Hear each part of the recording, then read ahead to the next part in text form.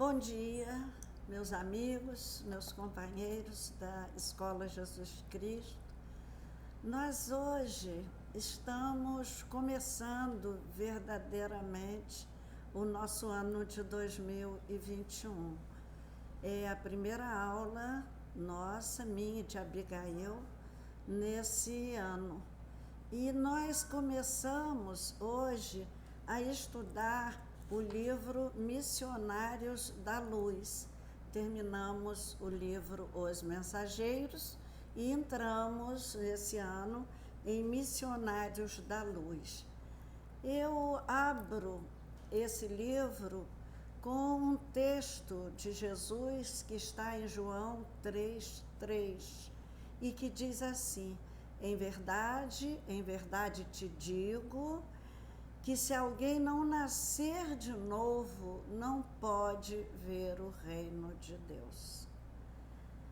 É o encontro de Jesus com Nicodemos. E como esse livro fala muito desse tema da volta à carne, nós escolhemos essa, por epígrafe da aula, esse texto de João.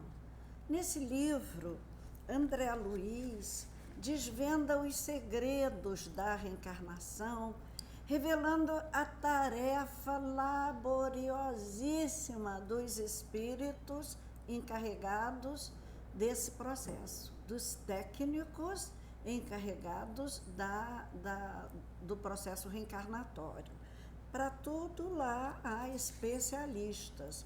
Como há especialistas na desencarnação, há especialistas na reencarnação que dirigem esse trabalho, embora seja um trabalho muitas vezes acompanhado por nossos familiares, espíritos benfeitores, e esses são os técnicos na área. Mas quanto trabalho!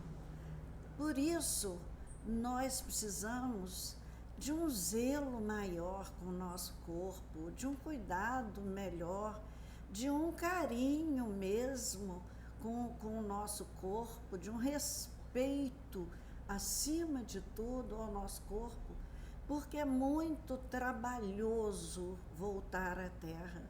E quase sempre, nessa busca de vir à Terra, nós incomodamos a muita gente, a muitos amigos que, confiando em nós, na nossa disposição de acertar algumas contas com a justiça divina, nos assessoram, pedem por nós.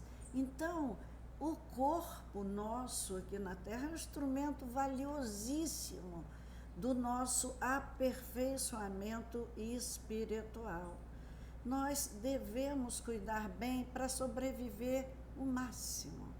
Chico Xavier dizia que ele queria morrer bem velhinho, porque é muito trabalhoso reencarnar, voltar, ser criança de novo, ficar à mercê da família, dos acontecimentos da família, dos dramas todos, e depois, para só aos 20, 21 anos, tomar conhecimento de si mesmo e começar mesmo o seu processo, a sua responsabilidade, os seus compromissos com essa vida.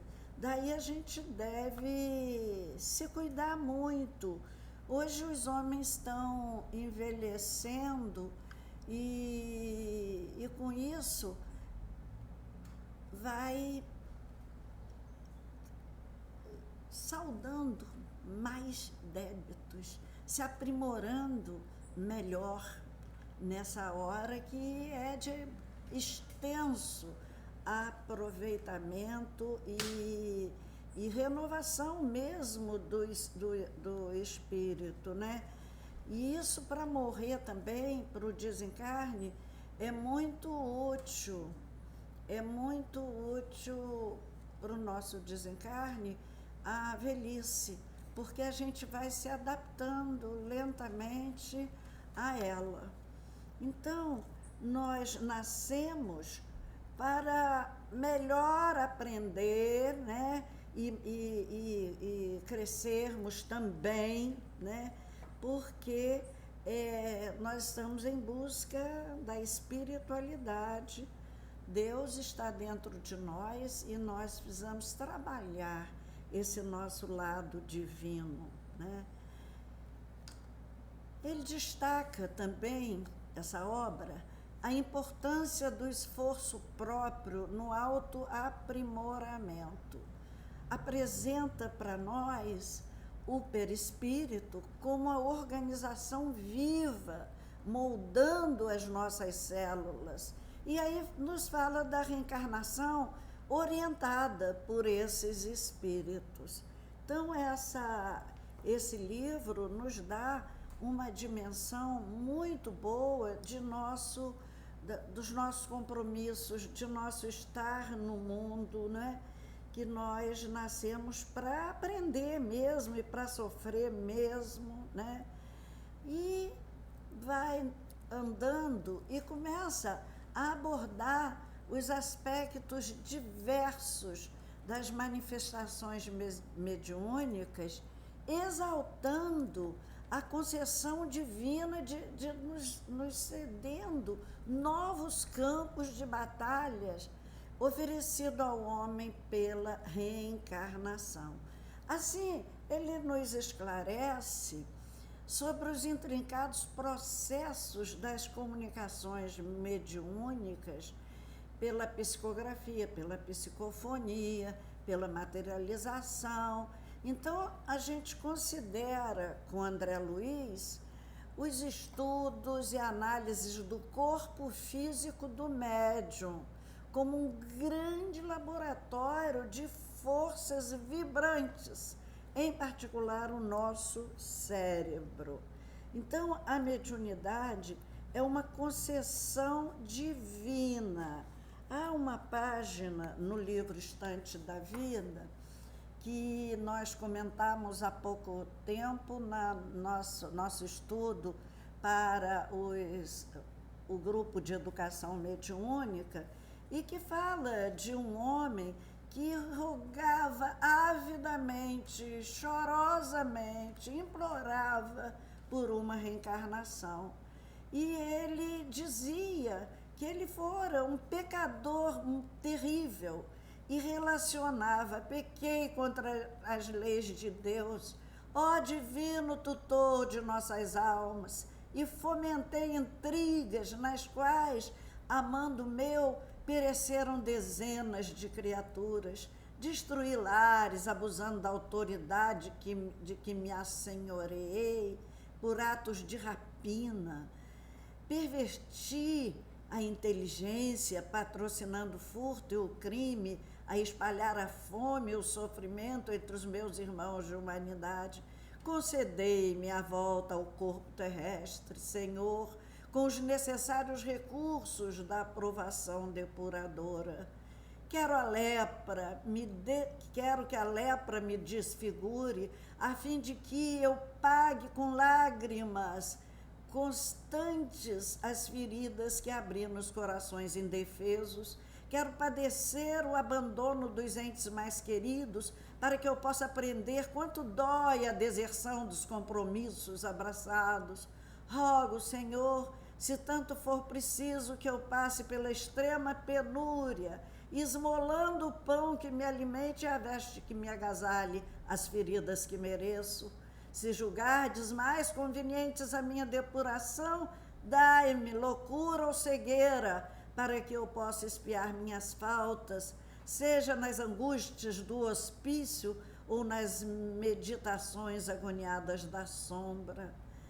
Compreendo a extensão dos meus débitos, e se me considerardes que devo apagar-me num cérebro incapaz ou retardado, fazei-me essa concessão, seja através de calvários morais ou pelos mais detestados tormentos físicos. Valei-me, Senhor, dai-me novo corpo na terra. Então, e ele continua a pedir mais dores.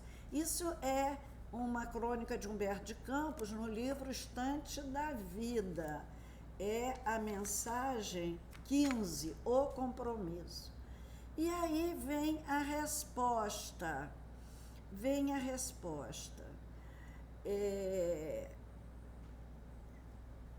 O Senhor pede misericórdia, não sacrifício. O interessado resgatará os próprios débitos em vida normal, com as tarefas naturais de um lar humano e de uma família em cujo seio encontrará os contratempos justos e educativos para qualquer criatura com necessidades de reequilíbrio e aprimoramento. Mas, por mercê do Senhor, será médium espírita, com a obrigação de dar pelo menos 8 horas de serviço gratuito por semana em favor dos irmãos necessitados da Terra. Ou seja, nós vemos aqui que mediunidade não é privilégio, muito pelo contrário, o médium que hoje trabalha nas fileiras espíritas são, em geral, espíritos que carregam em seus espíritos débitos muito grandes, débitos de atrocidades, como esse aprendiz de reencarnante está suplicando ali, e suplica muito. E aí a necessidade da gente olhar o médium de uma outra forma, como uma pessoa que está saldando suas dívidas e por isso merece todo respeito, merece toda consideração, merece de nós um olhar de piedade, porque é aquele que está lutando muito por ser melhor. Conseguiu uma oportunidade de vir à Terra e vai lutar por ele mesmo, trabalhando pelos outros. Na verdade, nós só nos beneficiamos de verdade mesmo quando nós beneficiamos as outras criaturas que nos circundam e que passam por nós em sofrimentos muito grandes. Então,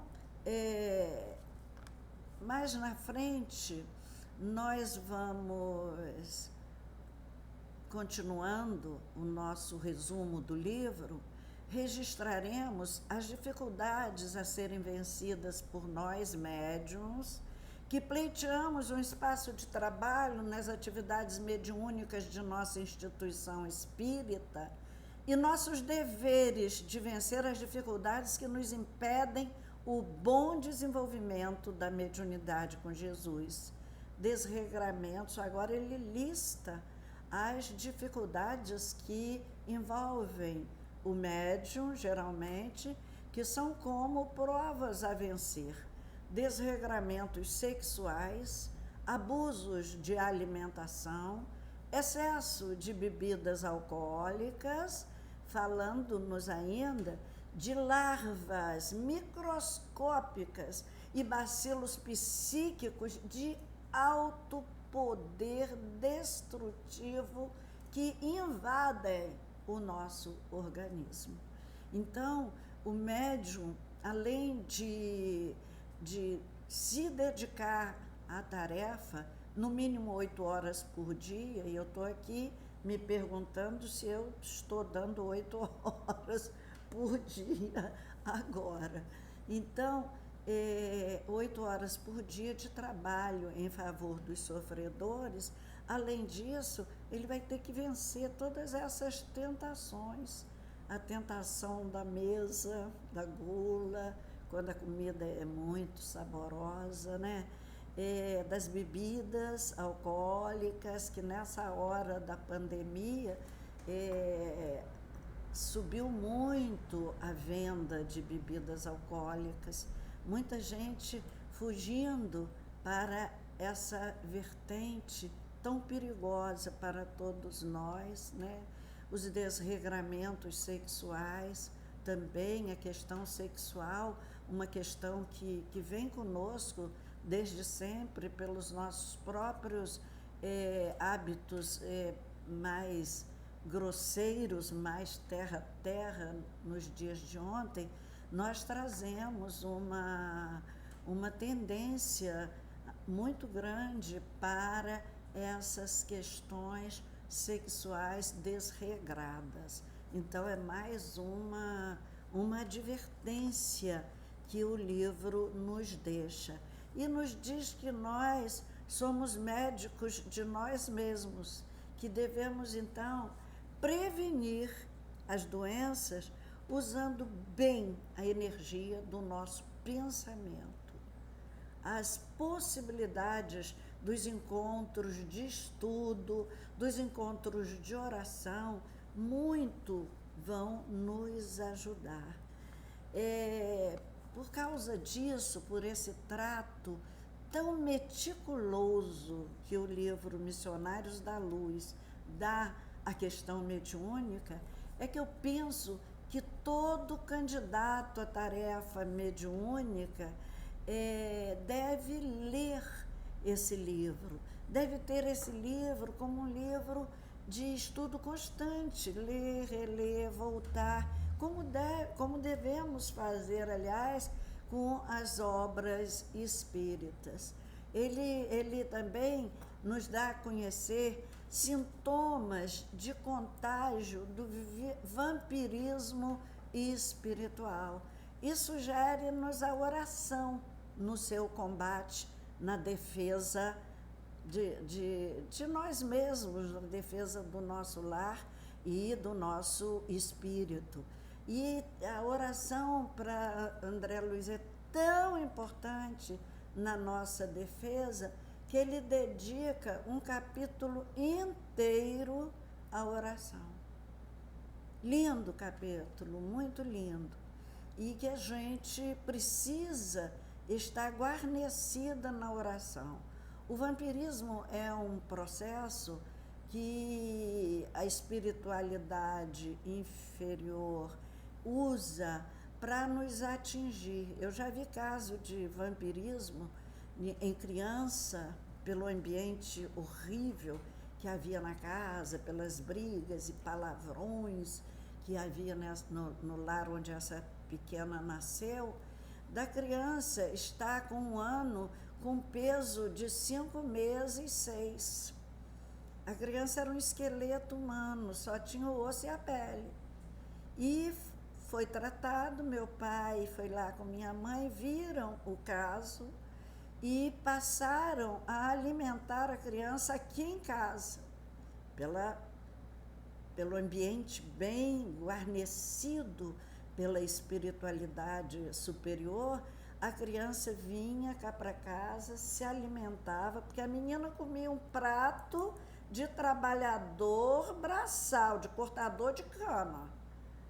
Entretanto, vivia assim. Eles vampirizavam toda a energia do alimento da pequena. E ela se curou só com o tratamento de passes, água fluídica, oração, e se alimentava aqui em casa, na mesa aqui conosco, a pequenina. A gente dava a comida na boquinha dela.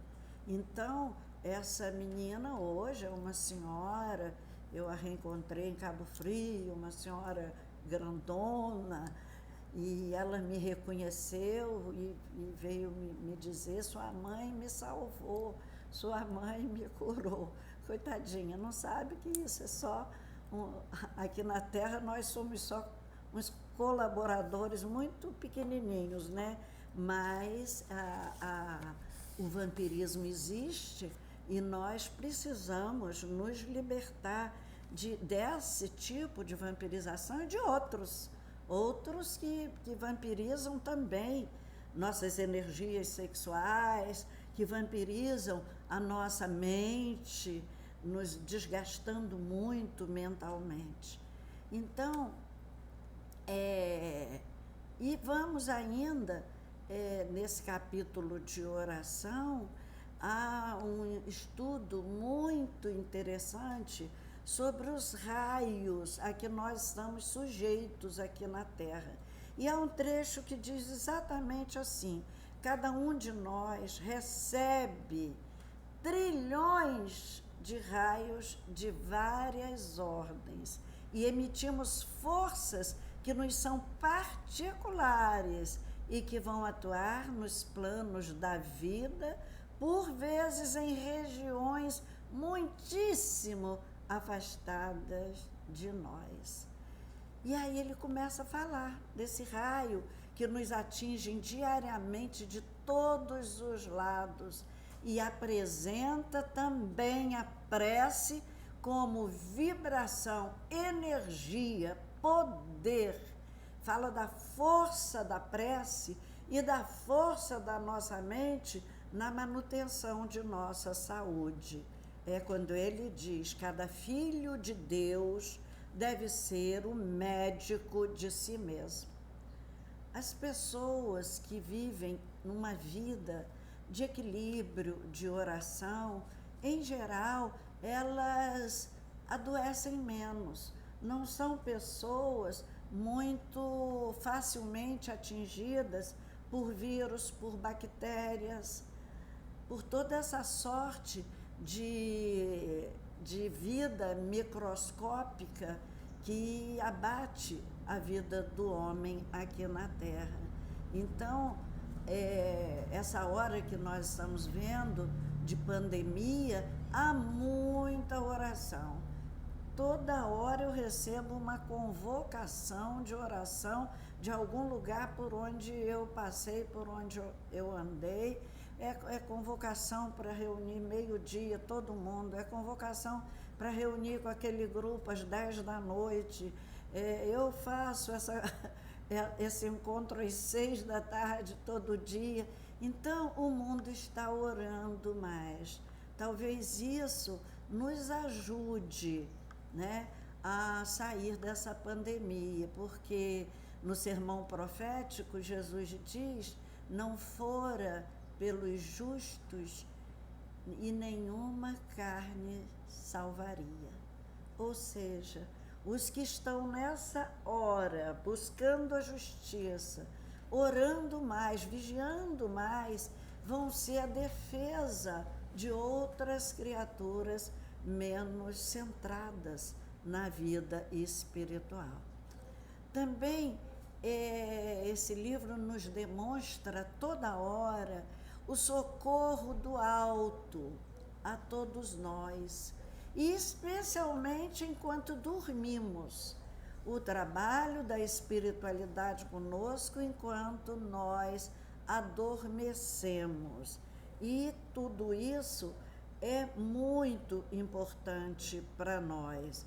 Esse livro devia ser um livro muito relido por todos nós, porque fala na valorização da vida, descrevendo-nos todo esse trabalho para que a gente viesse ao mundo. Ele nos leva a concluir que a nossa vida é valiosíssima.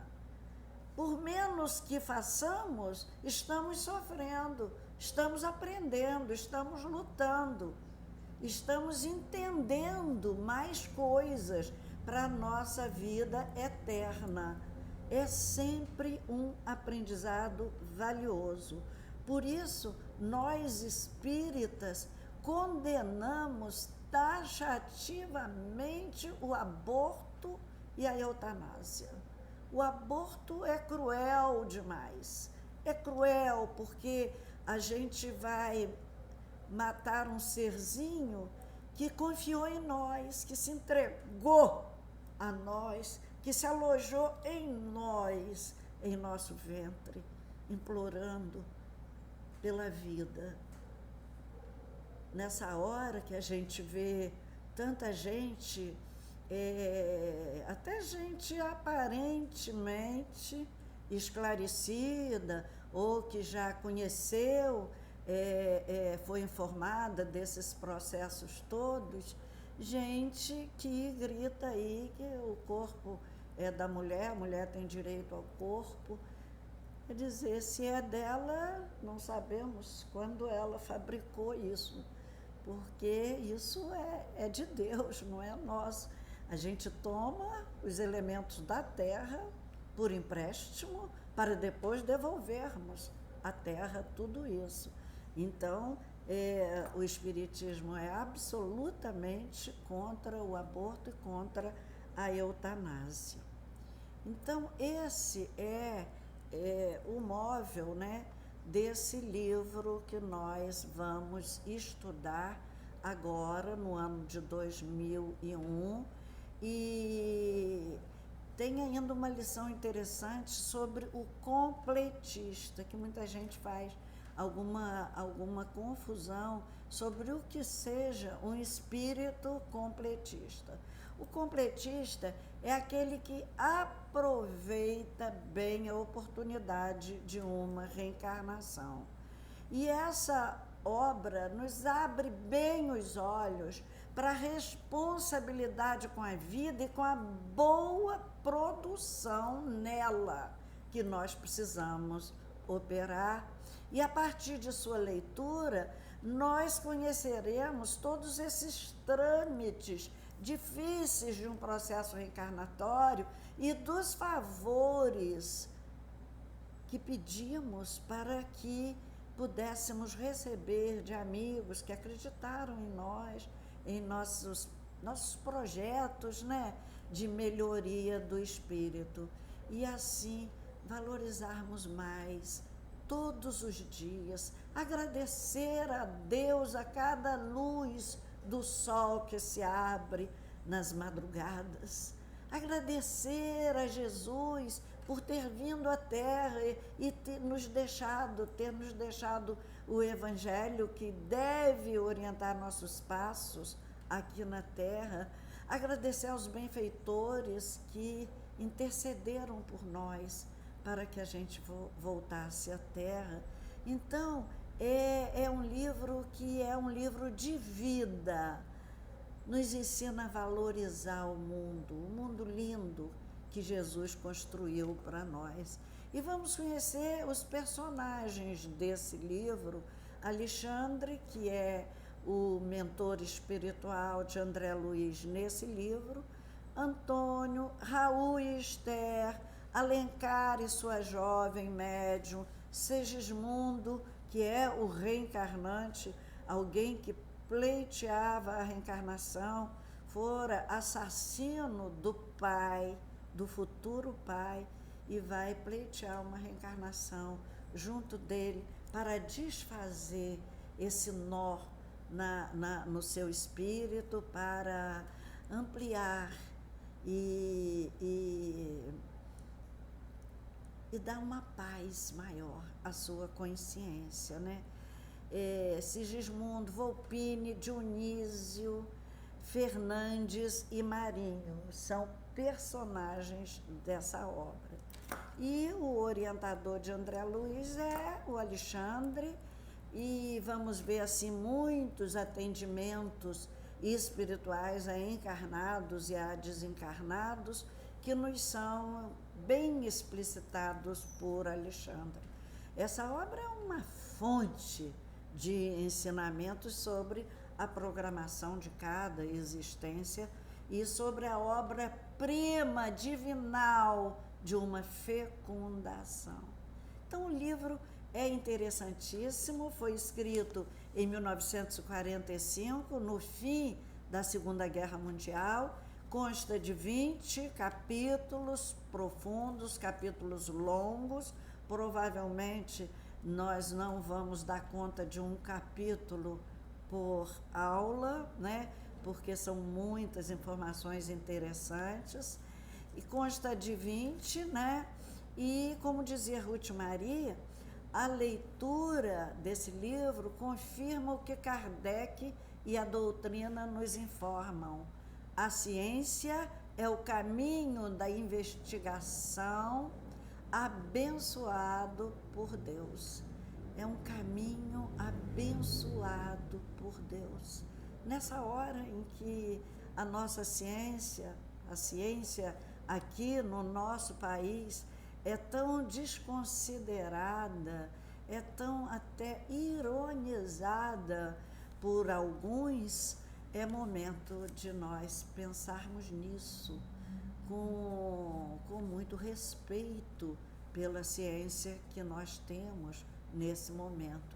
E vai avançando cada vez mais, e mais o que nós temos hoje nos merece toda consideração, todo respeito, e com essa lembrança que a gente faz, vai a nossa vibração maior de muito respeito, carinho aos cientistas todos que trabalham nessa hora. Então, nós vamos agora entrar na outra parte que nós previmos para hoje, que é o prólogo desse livro, que foi escrito por Emmanuel e que se intitula Ante os Tempos Novos. E eu abro também com uma epígrafe, que é Paulo escrevendo aos Coríntios 13:11. Quando eu era menino, pensava como menino. Realmente nós crescemos, mercê de muitas dores, muitas lutas, dos amplos conhecimentos que nos chegaram ao mundo nesses 30, 40, 50 anos. A ciência avançou muito e nós crescemos, não podemos mais pensar como meninos. Temos que crescer juntos como humanidade. Já não podemos mais, não temos mais o direito a certos equívocos que até então alimentaram nossos espíritos. E esse descortinamento da vida espiritual, que tantos fatos novos nos trouxe, coisas que sempre aconteceram no âmbito da vida espiritual e sua interferência na matéria, e que nós absolutamente não sabíamos, até ser descortinado pela mediunidade de Chico Xavier. E nós tivemos, nem que seja a pontinha de um véu, como o Chico dizia, que o livro Nosso Lar somente descortinou, assim, levantou uma pontinha assim para a gente olhar o outro lado, porque é tudo bem mais grandioso do que pôde ser revelado naquela hora que foi recebido. Então,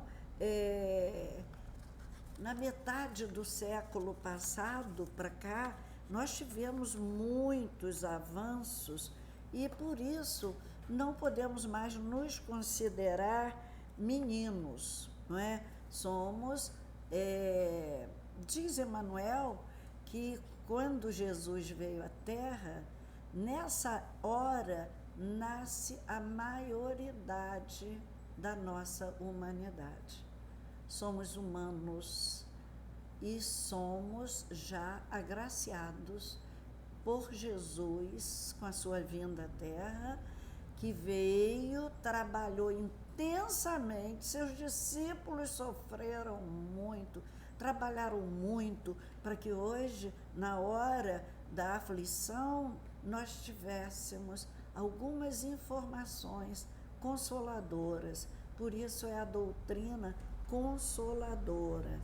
Então, vamos ver, nós costumamos numerar todas as nossas aulas por parágrafo, para ficar mais fácil a localização do texto que a gente vai comentando. Então, nós vamos ver agora o prólogo Ante os Tempos Novos, no primeiro e no segundo parágrafo.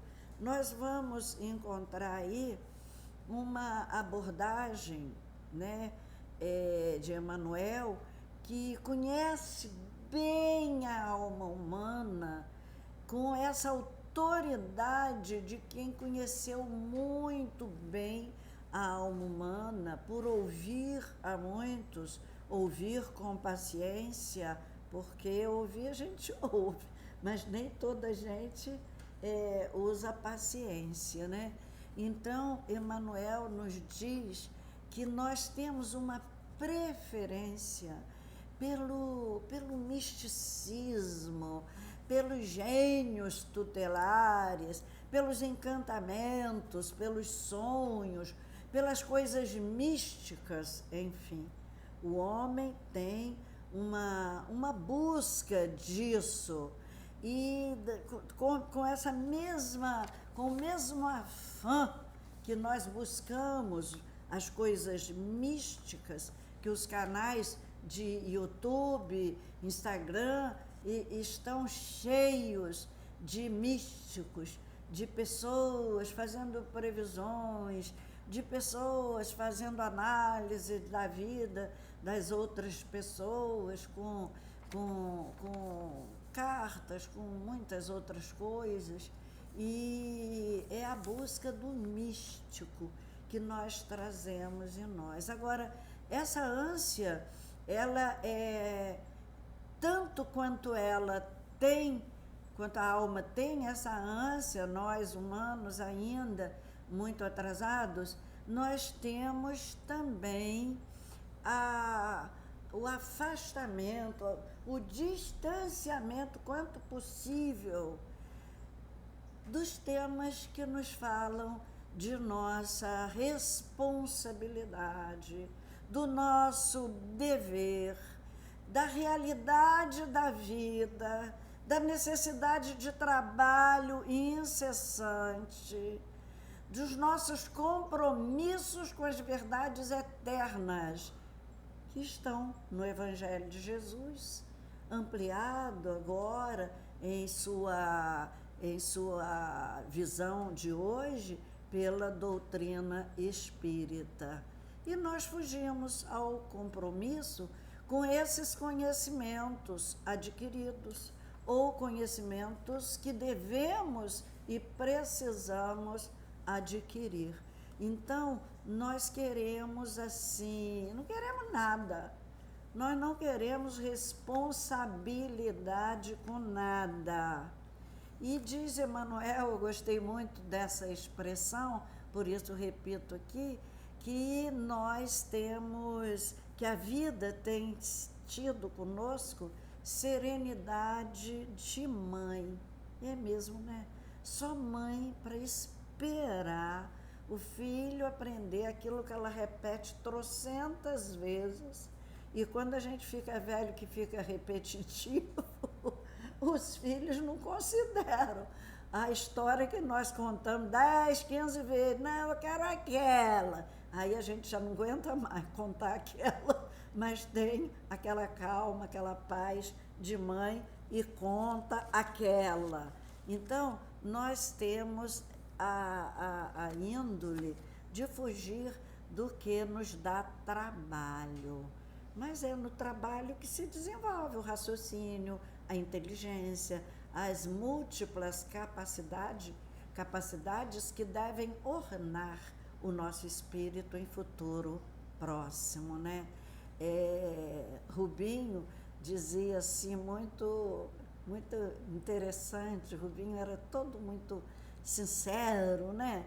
E ele dizia sempre que por trás de uma grande ilusão tem sempre uma grande desilusão. Foi a Abigail que me lembrou isso, dando a contribuição dela com a nossa aula. Então, o Rubinho dizia que a Terra é o mundo da mentira, da ilusão, e que o plano espiritual é o mundo da verdade. Quanta falta nos faz a presença de Rubinho, para falar com essa simplicidade. Parece que as palavras vinham para Rubinho assim, aos borbotões, e do jeito dele, do jeito simples, que atingia todas as criaturas, né? Falava para o doutor e para o analfabeto com a mesma linguagem pura, sincera, que ele cultivava, né? Então, ele fez anos, né? Esse mês, né? No parágrafo 3 e 4, continua Emmanuel a falar-nos de nós mesmos, dizendo que fixamos a mente e o coração tão só no consolo, no conforto, nas beatitudes inoperantes, nos protecionismos, queremos protecionismo, porque nos achamos bons, aí queremos favores do alto. Então, se somos alertados para a necessidade de trabalho, de esforço próprio, de responsabilidade pessoal, de estudo sério, nossa impressão e nossa expressão aí muda. Se nos falam disso, nós mudamos. Não estou pronto, quem sou eu? Aquela falsa humildade, né, que a gente descobre, eu não falo. Eu não dou paz, quem sou eu para ter energia pura, para dar paz? Como se alguém de nós ali fosse uma pessoa pura. Assim, são 2 parágrafos agora, o 3º e o 4º, cheios de advertência, de admoestações a todos nós espíritas, de ontem, de hoje, de amanhã. E ele sempre fala para a gente se retirar da nossa acomodação. Até no livro Caminho, Verdade e Vida, há uma página em que ele nos adverte: o sol, que é o mesmo para todos, penetrando, porém, somente nos lugares onde não haja feito um reduto fechado para as sombras. Quer dizer, isso é o consolo. A gente só quer o consolo. Mas o consolo vem como o sol, vem para todos. Não somos privilegiados, nenhum de nós é privilegiado na criação. Agora, o sol banha aquele que abre as janelas para a luz do sol entrar toda manhã. Então, nós já sabemos que o consolo é proporcional ao rendimento que nós estamos tendo na vida. O Cristo nunca faltou às suas promessas. Seu reino divino se ergue sobre consolações imortais, mas para atingi-lo faz-se necessário seguir-lhe os passos, e ninguém ignora qual foi o caminho de Jesus nas pedras desse mundo. Foi um caminho triste, né? E é isso que nós temos, é isso que nos é oferecido. Não há privilégio nenhum na criação. Jesus, que foi Jesus, o Filho unigênito, não teve privilégio, o que nós vamos ter? Parágrafos 5 a 8, quem estiver acompanhando. Continua a falar de nossa busca por facilidades. Olha quantas vezes ele repete isso. Refere-se à lei divina como imperturbável por nós. Nós não temos condições de mexer, de perturbar a lei de Deus. E afirma a missão do Espiritismo no mundo, apresentando-o como movimento libertador de consciências e de corações. Ou seja, atinge o nosso raciocínio e as nossas emoções. E ao longo dessa obra maravilhosa, nós pretendemos associar cada capítulo às questões do Livro dos Espíritos e do Evangelho segundo o Espiritismo, na consciência de que o Espiritismo é o libertador do eu. Parágrafo 9 a 13, esses parágrafos são belíssimos, vale ler com muita atenção e com muito coração. E eles nos convocam assim a muitas reflexões. Começa definindo, com a definição da morte, assim, excelente, que eu amei. A morte é mudança de capítulo de um mesmo livro. Ou seja, nossa história vai continuar depois dela. É só mudamos o capítulo, mas a história é a mesma. Em seguida, ele faz uma revelação que nós temos constatado nos dias de hoje. problemas gigantescos desafiam os espíritos encarnados na época presente. É uma revelação, né? É uma revelação. Isso em 1945, já sabia que essa geração ia viver muito, olha eu aqui, e iria enfrentar problemas assim gigantescos. E ainda refere-se aos espíritos. Eu achei isso tão interessante, gente, estou repetindo isso para um monte de gente. Sabe aquela coisa quando você parece que caiu uma ficha? E comigo aconteceu, caiu a ficha. Eu fiquei atônita quando eu já li esse livro trocentas vezes, só agora que eu vi isso. Por isso que a gente deve reler muitos livros, né? Os espíritos nascidos na década de 1940 vieram como preparadores da nova era. Preparadores da nova era. Isso é de uma responsabilidade. Quando eu entrei em mim, ou seja, caiu em si, como filho pródigo, entrei em mim, eu fiquei a olhar a minha vida e eu digo, gente, se eu vim com missão de preparar os caminhos, né, preparadores da nova era, taxativamente, preparadores da nova era, eu fui ver, arrependidíssima, que eu não funcionei bem como preparadora da nova era. E será que nós levamos mesmo a sério essa tarefa que nos foi destinada, sem que nem nós soubéssemos a época, né? Eu nasci na década de 40 e estou fazendo meia-culpa, e muito grande agora na pandemia, depois dessa leitura. Então, com certeza, eu não devo ter produzido tanto que deveria e poderia produzir. Nesse parágrafo 13, nós aprendemos que devemos estar alertas para essa tarefa dos médiuns. O trabalho de Chico Xavier servindo de ponte para a espiritualidade maior esclareceu muito a todos nós. A nossa responsabilidade agora é dobrada. Depois de Chico Xavier, Jesus disse, se eu não tivesse vindo nem vos tivesse falado, não teria esse pecado, mas agora permanece o vosso pecado. E nós temos os pecados do conhecimento da obra de Jesus e agora de Kardec e ainda de Chico Xavier.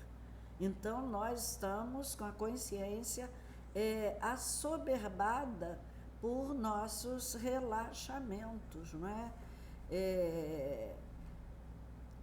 Aí prossegue falando do esforço, nós estamos terminando, da espiritualidade superior, correndo o mundo para regenerar-lhe as fontes morais, ou seja, correndo o mundo para trabalhar em nós essas necessidades que a humanidade tem. Esse é o trabalho dos bons espíritos que não param. E segue convocando a todos aqueles que são fiéis à verdade e ao bem. Fala da união de encarnados e desencarnados, formando pontes de luz para vencer o abismo da ignorância e da morte. E, por fim, Emmanuel nos indica os objetivos dessa obra de André Luiz, né, ditada a Chico Xavier, e nos sugere, ao final, uma prece de gratidão por essa obra. A gratidão por ter chegado às nossas mãos o livro Missionário da Luz. E muitas coisas tenho ainda a vos dizer que vós não podeis compreender agora, ou suportar agora, né, João, no capítulo 16. Então, as verdades vêm dosadas. Ele encerra a sua apresentação falando da nossa tarefa, que ela prosseguirá além túmulo, e sobre a oração manda que a gente leia a pergunta 660 do Livro dos Espíritos. A prece torna melhor o homem? Sim, porquanto aquele que ora com fervor e confiança se faz mais forte contra as tentações do mal e Deus lhe envia bons espíritos para assisti-lo. É este o socorro que jamais se lhe recusa quando pedido com sinceridade. Prece com fervor e confiança. Como é que certas pessoas que oram muito são, não obstante, de mau caráter, ciosas, invejosas, impertinentes, carentes de benevolência e de indulgência e até algumas vezes viciosas? Resposta: o essencial não é orar muito, mas orar bem. Essas pessoas supõem que todo o mérito está na longura da prece. É a prece dos fariseus, né? Porque eles ganhavam pelo tamanho da prece. E Jesus denuncia que eles violavam as casas das viúvas com longas orações, né? A pretexto de amparar o morto, eles faturavam alto, né?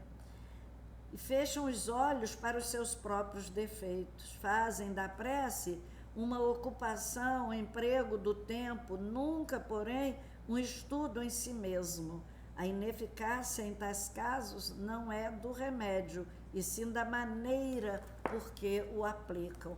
Gente, que resposta boa, excelente, excelente. Então, há muitos capítulos nesse livro para os quais nós, eu, né, Abigail concorda comigo, nós não estamos devidamente preparados. Eu gosto de deixar claro, nós estamos abrindo o livro hoje, né? Então, que há muitos capítulos que não são da área de conhecimentos que eu escolhi nessa vida e que, com certeza, Flávio virá em nosso auxílio, nos ensinando ou dando por nós a aula que ficar complicada para os meus parcos conhecimentos da área. E que o sagrado amor de Jesus nos inspire nesse ano do estudo desse livro e que a gente possa oferecer o melhor que a gente tenha, ou seja, o nosso empenho no estudo, a nossa boa vontade, o nosso esforço de pesquisa, o nosso tempo, que é o patrimônio maior, né? Depois da vida, o grande patrimônio nosso é o tempo. E é isso que eu tenho a oferecer aos meus amigos, meus companheiros queridos da Escola Jesus Cristo, de quem eu tenho tanta saudade nessa hora. Que o Senhor nos aproveite na sua seara de trabalho e que o novo ano, com suas dores, com as suas lutas, com os seus prantos, nos seja favorável ao espírito. Nós estamos aqui para pedir conforto para o corpo. Nós estamos aqui a rogar, como o espírito que pedia muito sofrimento, que nós lemos agora há pouco, a rogar ao Pai a luta para que o nosso espírito sobreviva, porque o corpo, a gente sabe, desde que a gente nasce, que ele não vai sobreviver. Em algum momento ele está gasto e vai morrer. Mas o espírito sobrevive a tudo. E que a gente tenha a graça de sair daqui nessa vida melhor. Nós vamos fazer a prece que Emmanuel nos recomendou em gratidão a Deus pela beleza da obra que Ele jogou nas nossas mãos, colocou com carinho nas nossas mãos, a fim de que, na sua leitura, a gente faça a transformação que nós precisamos.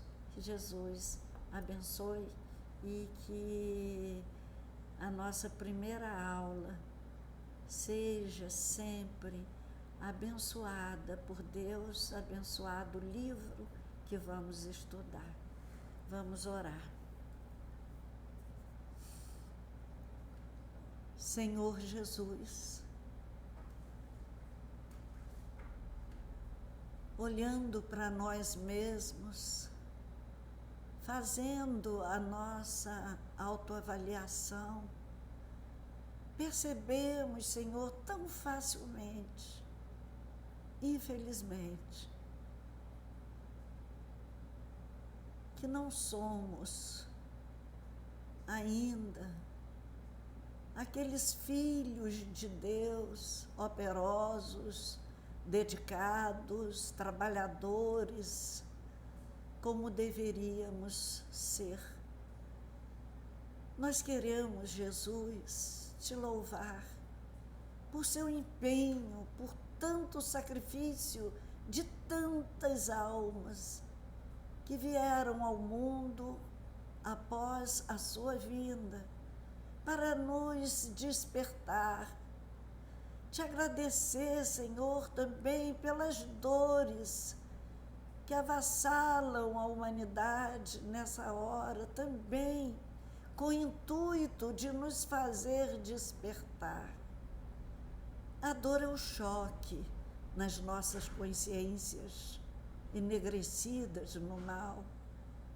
Abençoa, Senhor, esse momento de dor por que passamos, para que essas dores funcionem beneficamente, benevolamente em nós, em cada um de nós, que nessa hora assiste à aula da Escola Jesus Cristo.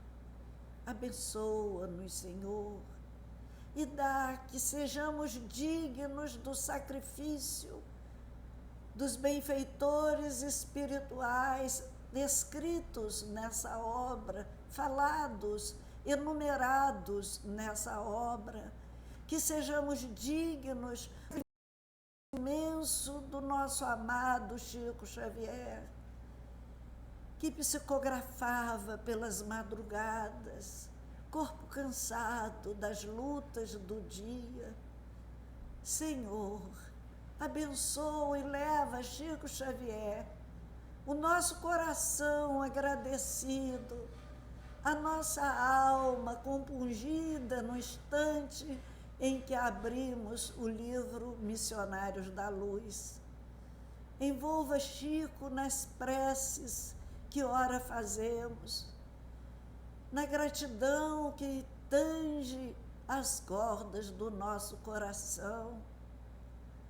Abençoa, Senhor, todas essas almas que trabalharam nesse livro, Missionários da Luz, descortinando-lhes horizontes cada vez mais amplos, para que venham mais tarde nos beneficiar também. Vem até nós, Jesus, abre as nossas consciências, ilumina os nossos raciocínios e sensibiliza o nosso coração para o estudo do livro Missionários da Luz.